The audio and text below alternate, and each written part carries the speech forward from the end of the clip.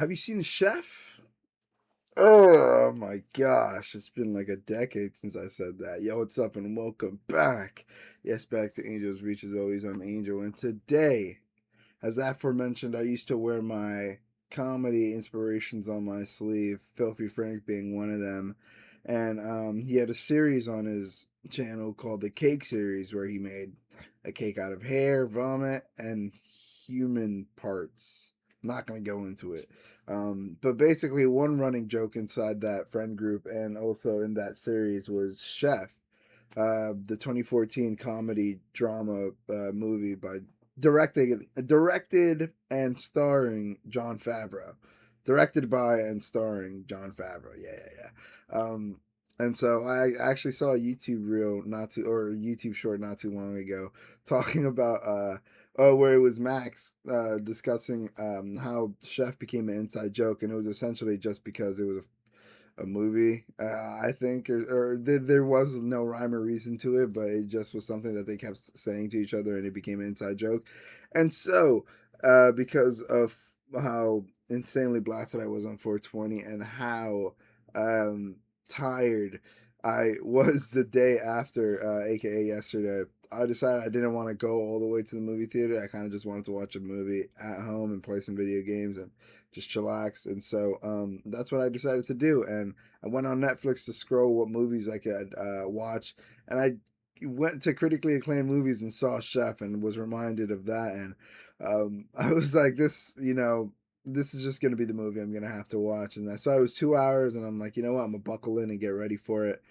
And I absolutely loved it. So let me just get into it. As I said before, Jon Favreau directed this movie and also wrote it. But this movie stars Jon Favreau, the main character, as Carl Casper, who is a former head chef to a restaurant that loses his place after a sort of Twitter argument misunderstanding happens.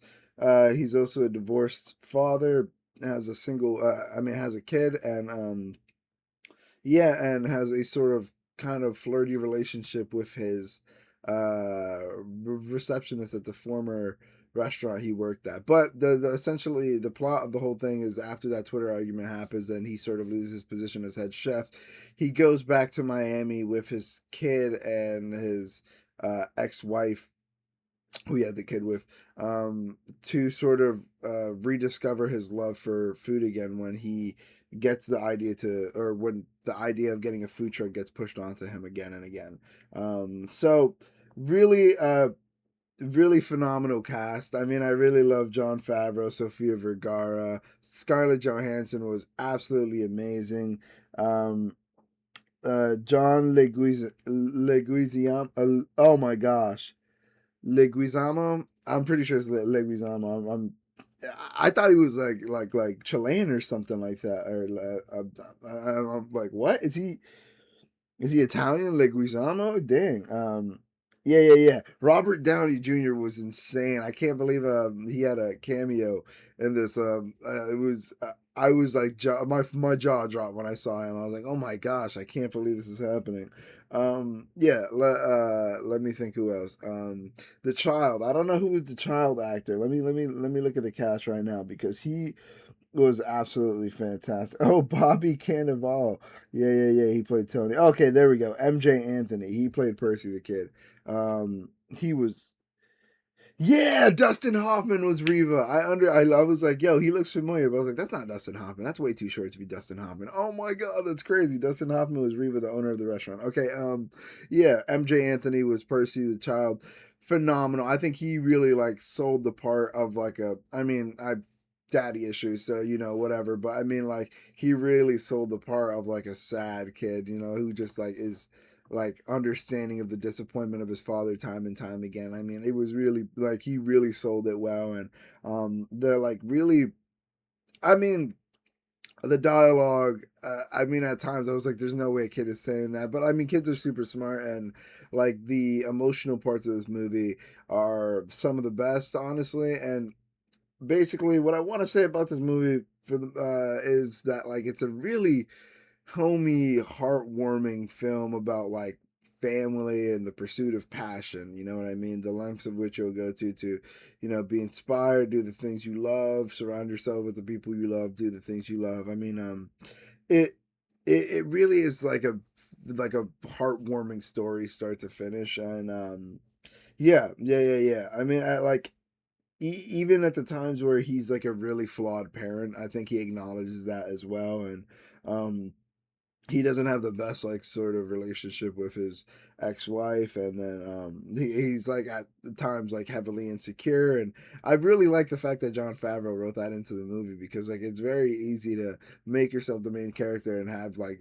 one or two like obvious flaws and then just like leave it at that. But Favreau's character is really what's it called, delved into by like the actions and the way he speaks to his son, and the looks he gives like his coworkers and stuff. Like he's very much so a character through and through, and you start feeling for him from the beginning of the movie all the way to the end.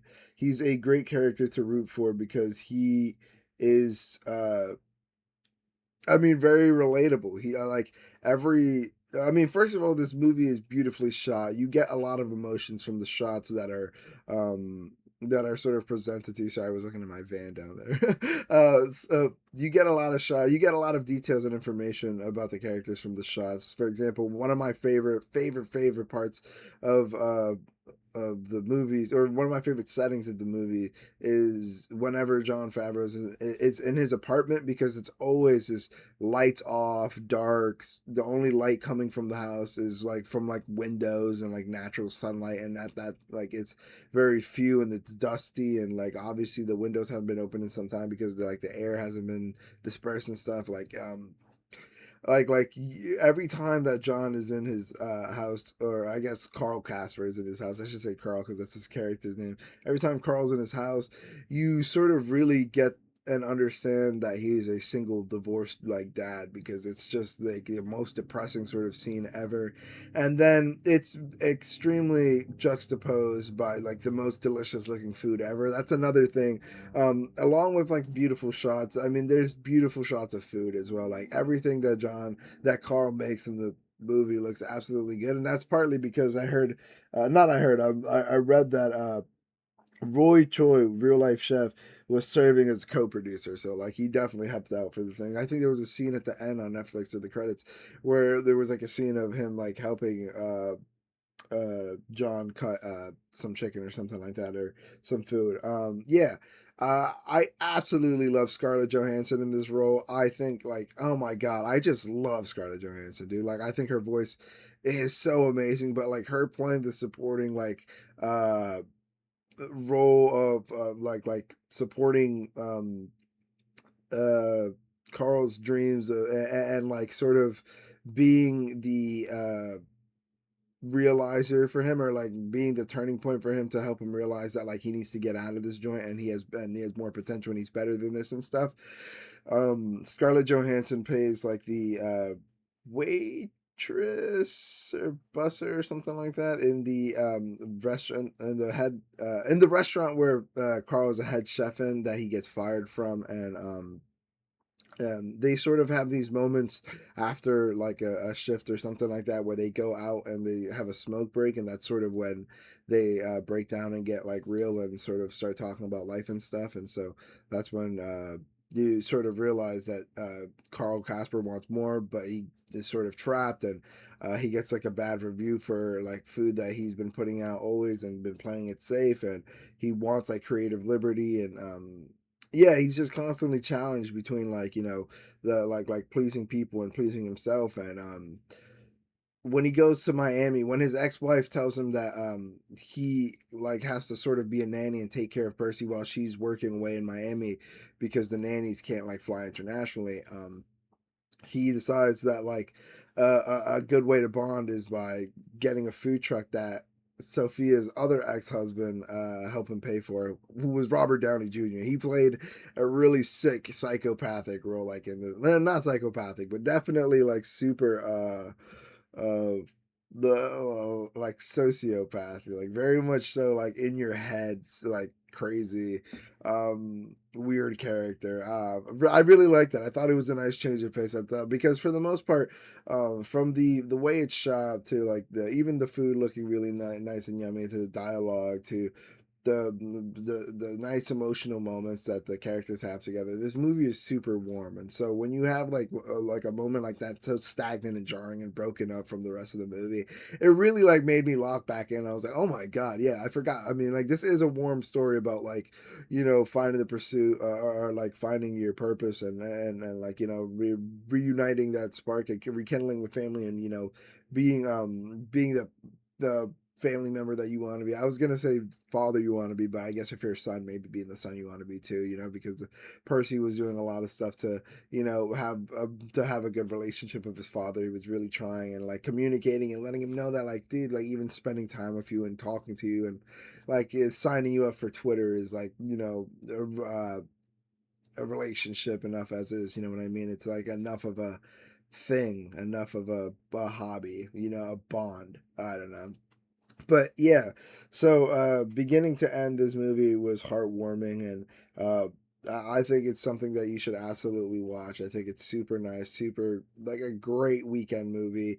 Um, and I recommend you pay attention to the shots because I really do think that like especially towards the end when they're like on the road trip from or like the halfway point of the movie when they're going from um Miami to California and they're on the road trucking and stuff. Uh, I think that there's like some phenomenal scenes when they're like montaging and driving down and yeah. I wish I had anything to complain about this movie. I don't think it's life changing. I do think it was super emotional. I do think that there was a lot of strong messages you can get from it. I do think um that like occasionally the dialogue was like iffy because I was like, "There's no way a kid would say that," or I was like, "Oh, this is sappy," or like, "Oh, the drunk, not drunk, but the angry speech that Carl Casper gave to the food critic, after the food critic thought it was like a little bit of a misunderstanding, it was blown out of proportion, which you don't find out until later. But when you see Carl Casper getting his like revenge and yelling at the food critic, that was really hard to watch. I actually had to pause it for a second. I was like, "Oh." You know what I mean? And so like that's kind of cool that like it evokes that reaction out of you. But so yeah. But like I couldn't watch it like for too long. I was like, oh my god, this is really fucking it's hard. You know what I mean? It made me want to look away. But all in all, I think this movie is fantastic. I think I'd recommend you watch it with a group or just on your own if you just want like a heartfelt story, like you know what I mean. I think right now in my life, actually, ironically, I'm thinking of like the next like steps and what to do next, and so like obviously passion is definitely involved in like what I want to do next and the next decisions I take, and so funnily enough, watching that movie kind of gave me a little bit of kind of relieved my tensions a bit on like things working out and stuff just because like not that he gave me blind hope or anything like that. No, just like it just like seeing like a nice story like work out like that. It was alleviating. You know what I mean? It made me feel good. It was like, oh, it's nice that it worked out, and it made me think. Like it's not too crazy if things worked out for me too. Nothing like blindly giving me hope or anything like that. But yeah, oh my god, I can't get over this movie. I think I want to watch it with my friends. I think it was really, really funny. I think at first I was like, dude, is this just like a fucking like commercial for like Twitter, like a walking Twitter ad or something? Why are they mentioning Twitter so much? Because as soon as John Leg Leguizamo, I keep getting his name wrong. As soon as Sid the Sloth walked in, bro, he was like, dude, fuck Twitter, by the way. That shit was so funny. And then the other head chef, Tony Kimmel, he was like, dude, fuck Twitter. Yo, shall we? I love Milkman. I am the Milkman. I'm dressed all in white. But yeah, John Favreau, chef. I really recommend you watch it. I mean, I've loved every character. I really love John. I love how complex and I love how much he wanted a relationship with his son, but I also love how blindly he didn't see, like he wasn't necessarily building that relationship up. And like, I love when he sort of got it really invested into it. And I love when he was passionate about food and stuff with him. And when, I mean, like, him going like crazy and being like, "Hey, come out of here! I know, I'm not a good dad. I know I'm not a good husband, but I'm good at this. I like this. I'm good at that. Like I thought that was a bit crazy. I was like, okay, I get you're passionate about it, but this kid is like 8. You know, maybe if he's like 14, you can give him this sort of speech, but he's like 7. Like he just cleaned your entire truck. Like this is a bit ridiculous. Like a 7-year-old shouldn't be doing all that like physical hard labor. This ain't the 40s no more, old man. The future is now. No, but yeah, besides like that, I really enjoyed this movie. I thought it was super warm. I thought it really like had me smiling. I couldn't pick out too much that I didn't like from it. I mean, like some of my highlights were like the truck cleaning scene. Although I am complaining about it being bad, like that scene was a little bit like iffy for me, but overall, like the compilation of them cleaning it together, the bonding, the color grading of it, like it being warmer because they're like in Miami and the heat and everything. uh yeah. Again, Scarlett Johansson, I think just her supporting voice, I think, is just like so like relieving, I guess, also so warm. Like she was like, oh, everything's gonna be all right, you're the best chef ever. And I'm like, oh dude, I believe I'm the best chef ever. And, like if Skoja is saying that, you know what I mean. So she was absolutely fan. Anytime she was on screen giving advice, or like, you know, they're supporting John, like I think their chemistry was fantastic. They were just like, they seemed like really good friends. In the movie there's supposed to be like a little bit more romantic or whatever, but like I think they're like offset. They were just like really good friends, and you could tell like their chemistry was super great. Um, yeah, like Wiesman or whatever, like that said the Slav. I think he was a super.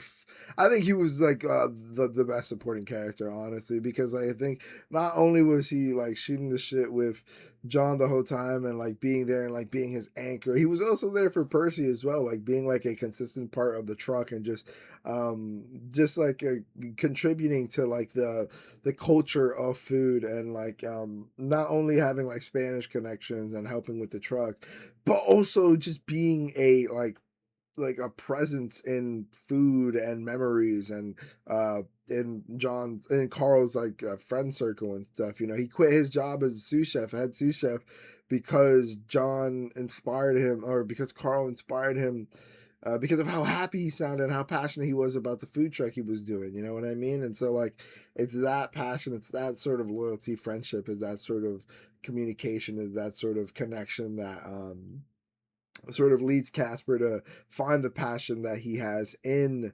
uh food again. So like he goes to Miami with Sofia Vergara, like I said, his ex-wife, and Percy, and then um he eats a cubano, and then he gets an idea to get like sell those back at home because they're good, and it goes back to Sophia like leaning pushing the idea of a food truck on him.